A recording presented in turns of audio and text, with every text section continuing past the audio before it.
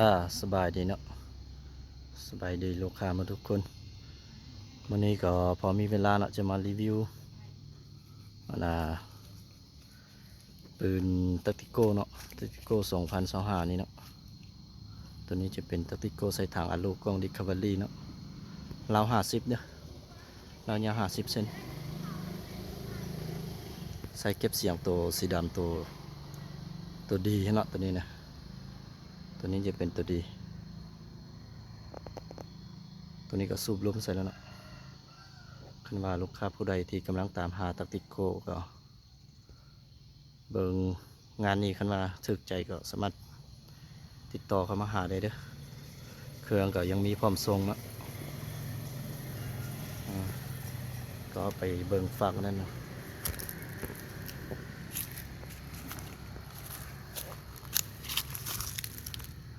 ก็ปรับลมอยู่ที่12นี่แหละเนาะปรับลมอยู่ที่12นี่ยิงไก่ปลาไก่ขวางก็ตัวแห้งแล้วเนาะตัวแห้งยิงแล้วคันว่าลูกค้าผู้ใดท่านใดที่กำลังสอบหาตัติโก้ก็สามารถติดต่อเข้ามาหาได้เด้อเครื่องก็ยังมีพร้อมส่งเนาะ